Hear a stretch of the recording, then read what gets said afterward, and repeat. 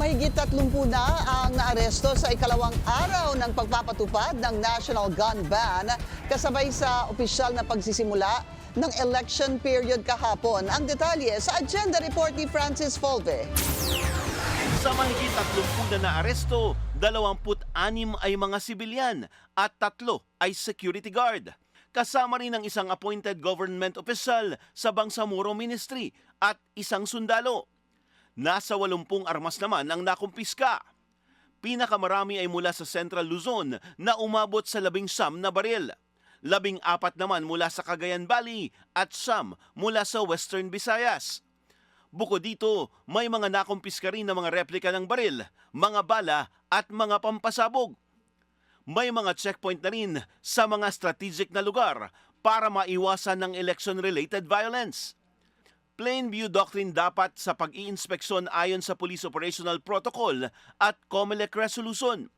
Ibig sabihin, bawal halughugin ang sasakyan maliban kung may basihan o impormasyon ng mga pulis na banta ito sa seguridad. Let's say, pagbaba nyo po ng bintana ay may mga nakita pong baril po doon o may nakakitang nakagapos doon o may nakikitang nag-i-struggle po doon. Then if that happens po, yung ating mga pulis po na dapat po ay naka-uniform po yan, clearly identifiable po yung kanilang mga pangalan, other than that ay visual search lamang po yun. Para matiyak ng publiko na lehitimo ang checkpoint, dapat may malaking karatula o abiso na nagsasabing bumagal ng takbo ng sasakyan, ilang metro ang layo sa mismong checkpoint. Sa mismong checkpoint naman, kailangang nasa maliwanag na lugar ito at nakikita ng marami.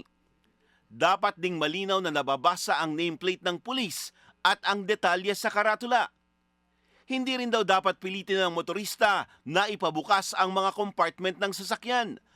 Nauna lang sinabi ng PNP na gagamit ng bodycam ang mga pulis. Nakipag-ugnayan din sila sa mga LGU para sa mga CCTV para siguraduhin ang transparency ng operasyon. Tuwing gabi, dapat namang buksan na ng motorista ang bintana at cabin lights ng sasakyan pagdating sa checkpoint.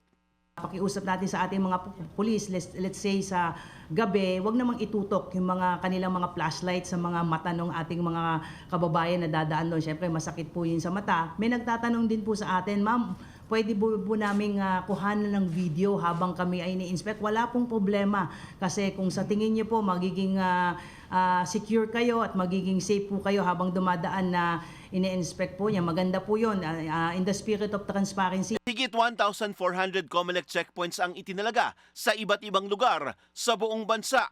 Ayon sa COMELEC, maaari pa itong madagdagan, depende kung may banta sa seguridad.